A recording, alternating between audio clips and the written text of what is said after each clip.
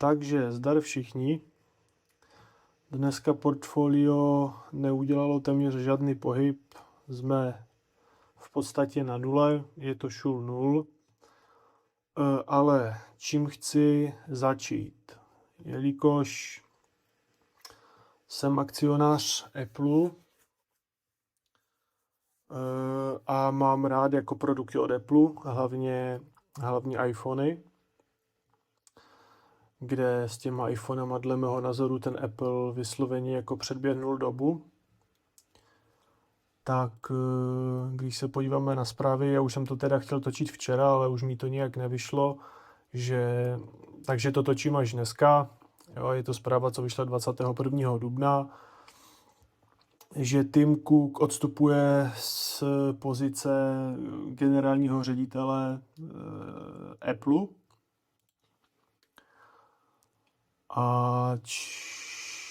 Takže generální ředitel Tim Cook odstupuje z čela Apple. Investoři díky němu zbohatli o 4 biliony dolarů. Přesně tak, za vlastně éry toho Tima Cooka on nastupoval do toho Apple po Steve Jobsovi někdy v roce 2011, takže 2011 dejme tomu někde tady a ta akcie dneska máme 2026, prostě za 15 let, prostě jako 2000% úplně jak nic. Takže Apple určitě po budoucnu budu přikupovat a mám to i tak, že prostě když nevím, co koupit, tak kupuju tu nejvíce blbůzdornou akci, což je Apple.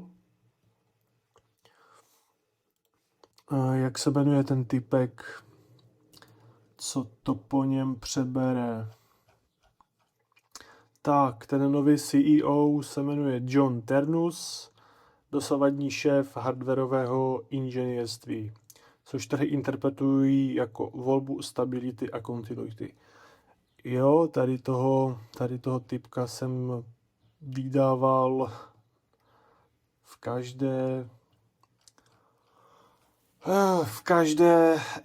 každém Apple eventu, takže uvidíme, co on s tou firmou udělá a uvidíme, jak se bude dařit těm akcím, ale dle mého názoru půjdeme nahoru. Za poslední měsíc tady už se rysuje zelená svíčka, jsme skoro na ATHčku, je tady nějaké dvojité dno, nějaké dvojité V, takže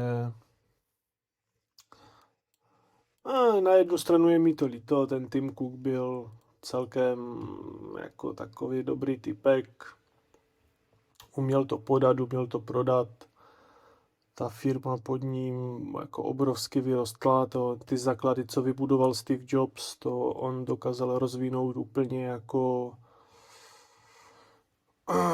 úplně neskutečným způsobem.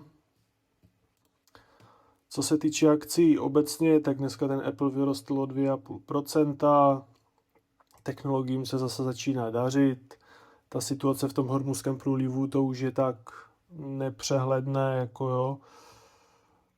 Jednou tak, po druhé onak, otevřeme průliv, neotevřeme průliv, blokáda průlivu, hento, tamto, to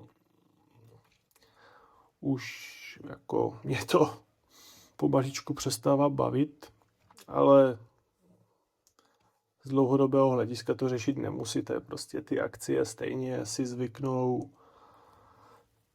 zvyknou na každou situaci, co se děje ve světě, takže tohle to bych moc neřešil. Za další, co se týče Bitcoinu, dneska šelo 3% nahoru. Já už jsem to tady v minulých videích zmiňoval, že si myslím, že jsme tady našli dno a že bychom se mohli vydat na cestu vzhůru, buď aspoň na to ATHčko a posléze to ATHčko překonat. Myslím si, že když se letošní rok jako přiblížíme někde ke 150 000 dolarům, Nemuselo by to být špatné, bylo by to velice pěkné.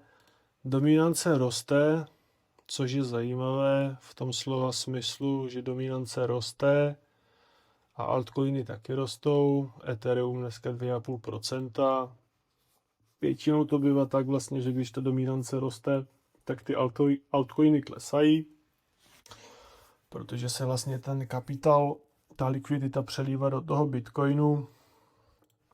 Cardano nic moc, procento nahoru. Co se týče Cardana, těžko říct. Nevím. U toho Cardana opravdu nevím, co od toho čekat. Co tu máme dál? Nějaké akcie, co dneska udělalo pěkný pohyb. Tady máme Apple, Microsoft, Meta,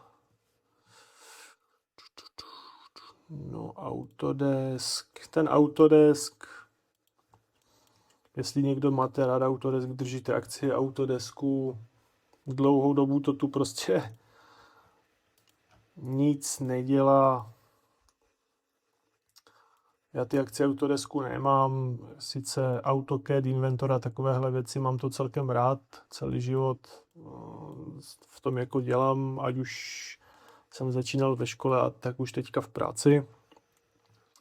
Inventor celkem dobrý, software, 3D prostě, nebo když si chcete něco vytisknout na 3D tiskárně, tak Fusion a Inventor je určitě dobrá záležitost. Amazon, velice pěkné. Amazon je na ATHčku. Kolik mám akcí Amazonu? Kde máme ten Amazon?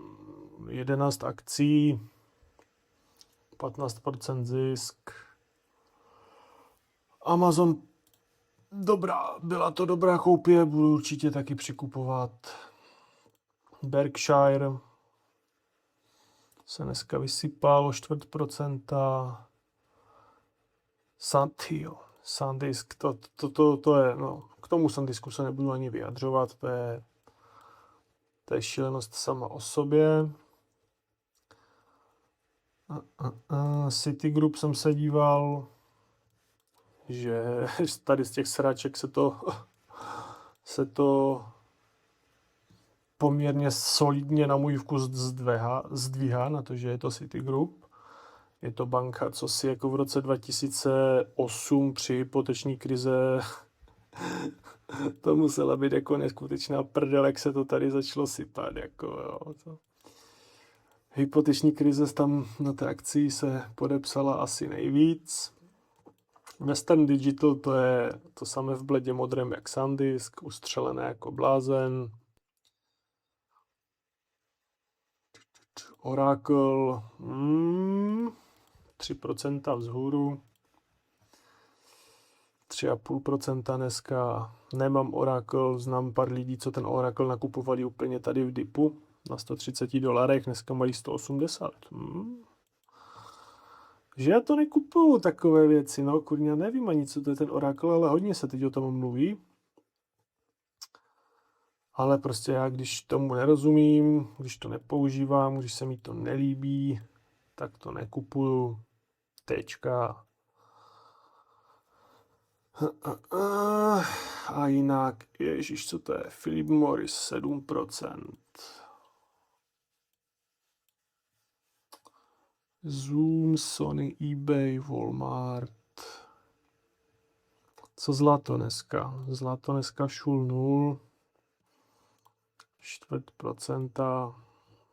No. Takže tak, čili zajímavé informace ohledně toho Apple. Tim Cook teda už nebude CEO a do budoucna myslím si, že se té akci pořád bude dařit. Zatím díky, mějte se a čau.